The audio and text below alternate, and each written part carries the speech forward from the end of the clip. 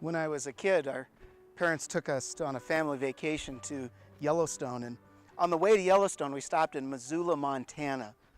And the reason we stopped in Missoula, Montana was they wanted to stop by a cemetery to see the headstone of my great-grandfather. You know, it wasn't that it was my great-grandfather that I remember most about that cemetery. It was something my parents said that has stuck with me ever since. I don't know which one said it, but they were staring at the headstone and they said, you know, our lives are about as long as the dash in between the years. Here in this cemetery, I'm standing over a headstone of a good friend of mine.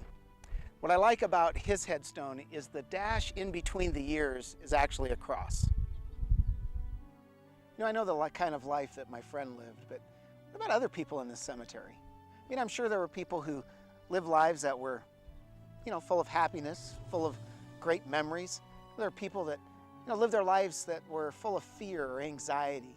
And there's probably a person in here that worked their whole lives trying to reach a level of success that they never reached, try to cram the next thing into an already busy day. I know that there are people that had their lives cut short, whether by tragedy or even taking their own life.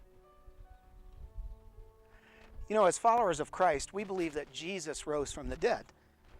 Now, because Jesus rose from the dead, that means that every person who is a follower of Christ will also rise from the dead. You know, that's important just on a number of different fronts. First of all, it means that we will have bodies that are raised to a better way of life than we ever lived before. But it also means that when we come to the end of our dash, when it comes to our turn for death, it means that it's not the end.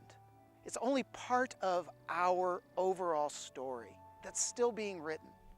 It's also important because when I understand that death isn't the end, it means the way I live now is different.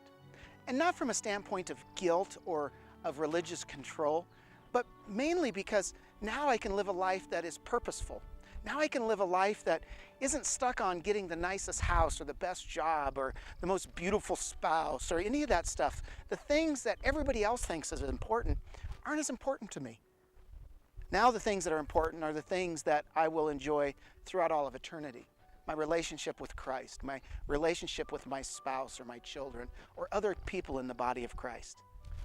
So what we're going to do over the next number of weeks is look at what life can look like now when we know that we'll live forever.